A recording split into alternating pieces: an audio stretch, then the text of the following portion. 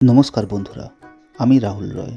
পশ্চিম মেদিনীপুরের দেবরা বলে একটি ছোট্ট গ্রামে আমি একটি হোটেল চালাই। আমাদের সকাল শুরু হয় রান্না দিয়ে, রাত শেষ হয় রান্না দিয়ে। তো যথারীতি সকাল হয়েছে, রান্না দিয়েই শুরু হয়ে গেছে। তো যথারীতি আমি দুটো সবজি রেডি করে দিয়েছি। আমার প্রথম মাপের সবজি করা রেডি। আমি এবার চলে গেলাম ঘরে স্নান করতে। তো বাঙালি মানেই ল্যাদ খাওয়া, এটা সবাই জানেন।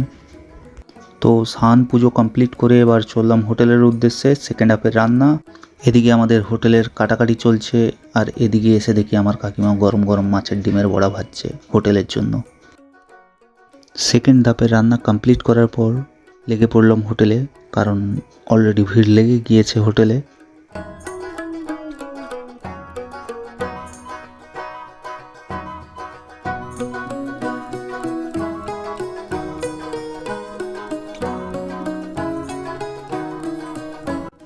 খদ্দের দাদাদের খাওয়াতে খাওয়াতে কখন যে বেলা 2টো বেজে গেছে জানতেও পারিনি। তার কিছুক্ষণ পরেই ঝড়, মেঘ, বৃষ্টি তিনটেই চলে এলো। তো এই করতে করতে বেলা 4টের সময় আমরা দুপুরের খাওয়া দাওয়া সারলাম। তো খাওয়া আমাদের কমপ্লিট হয়ে গেছে, এবার ভাত ঘুমের পালা। সন্ধেবেলায় যথারীতি রাত্রের আয়োজন শুরু করে দিয়েছি।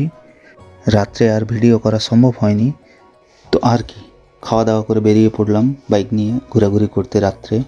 ভিডিওটি ভালো লাগলে অতি অবশ্যই লাইক, কমেন্ট, শেয়ার করবেন আর পাশে থাকবেন। ধন্যবাদ।